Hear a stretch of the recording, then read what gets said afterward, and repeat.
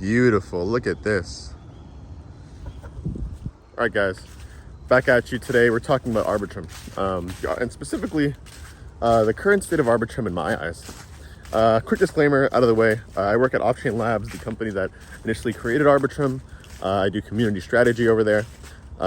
Fancy word for the janitor. And, I just want to give you guys my thoughts today on the ecosystem as I see it. As someone who's worked here over the past 2 years and have seen Arbitrum grow from literally nothing to, almost everything.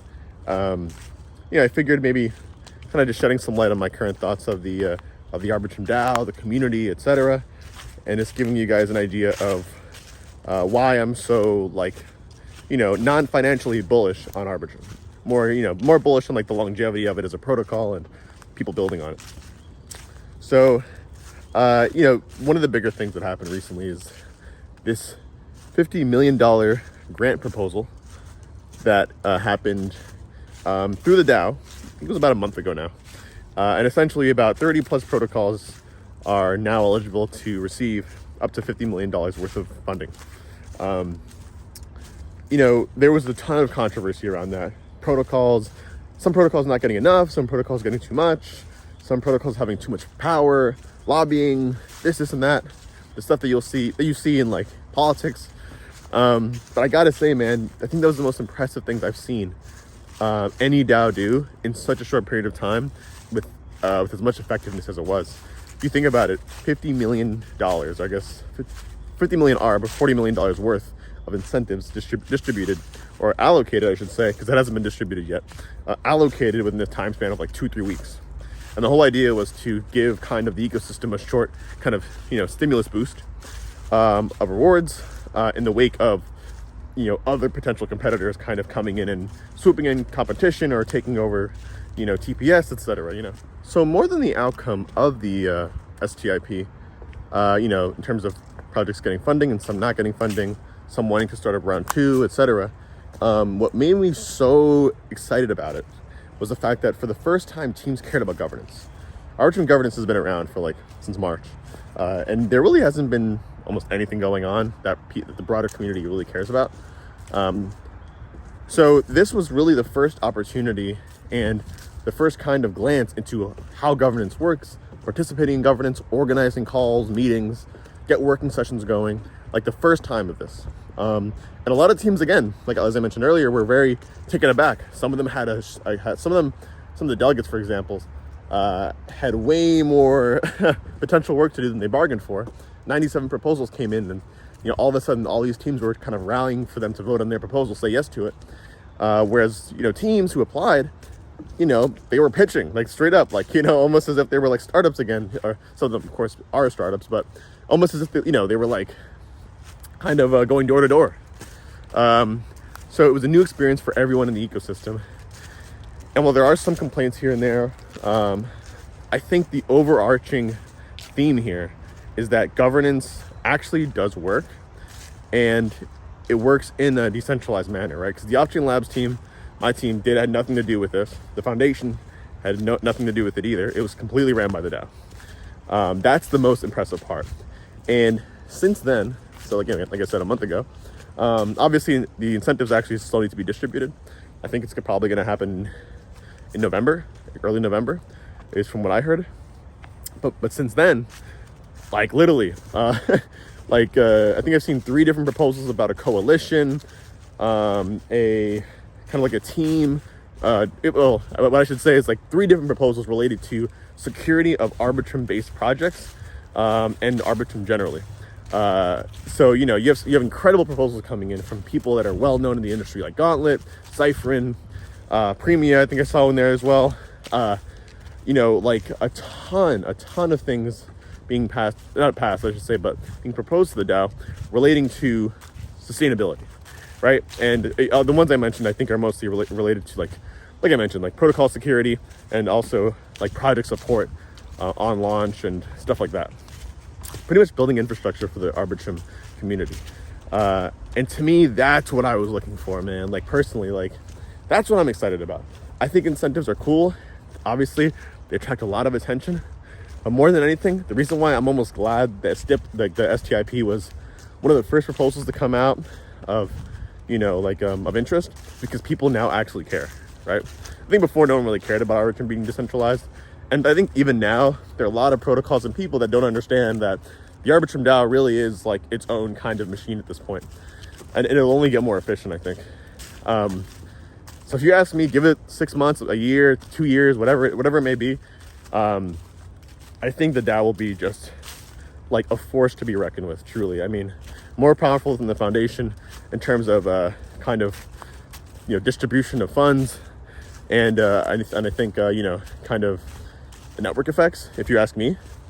And then obviously, we as Optin are just community members at this point, contributing to the tech.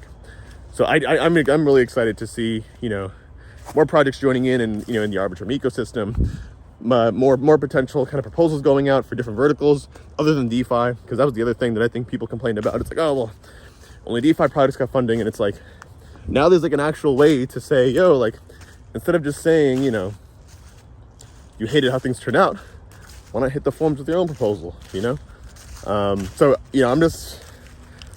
I find myself thinking, especially recently, just about the entire situation, the Arbitrum community, the DAO, the entire ecosystem is in right now, and I just can't help but smile and be like so proud, man. It's been 2 years, and like I said, I remember when no one cared about Arbitrum at all, no one knew about it, and now we're at a point where like almost everyone cares about it, almost everyone wants to be involved, And last thing I want to point out too about how cool this stuff is, and how much of a game changer this is going to be for crypto is, so put it this way. Arbitrum DAO is currently has the biggest treasury in crypto. I think it's about $3.5 billion in ARB and a little bit of ETH. So in terms of funding, it's very well funded. But more than that, the entire governance process is on chain. So you have the process of obviously posting in the forums, getting discussion going, posting in the snapshot, getting that temperature check, and then of course going to Tally to really perform that on-chain vote and execute whatever it is you want to be executed. But because that's a really big deal, the reason why it's a really big deal is because anything is literally possible.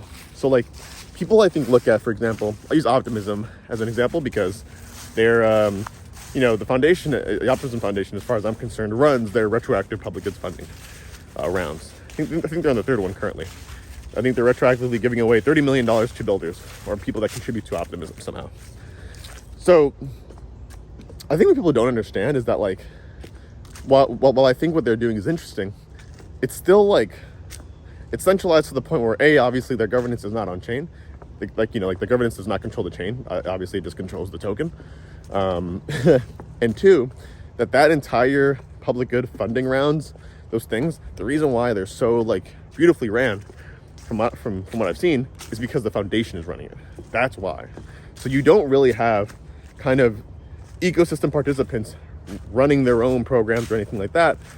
And maybe there are, but definitely nothing to that extent, right? 30 million in funding. Versus the Arbitrum DAO, where literally you could theoretically start your own retroactive public goods funding on Arbitrum, literally call it the Arbitrum RPGF, whatever you want to call it, and do literally the same thing. Because everything is on chain, you can propose it yourself. You can propose yourself to be funded for doing it. Like, I think that's what people don't understand, is that like you can literally do, as long as the DAO finds it valuable, you can literally do anything. And that's the coolest part. So yeah, anyways, that's my thoughts on the current situation that Arbitrum is in. I'm extremely excited for like Arbitrum chains starting to be spun up.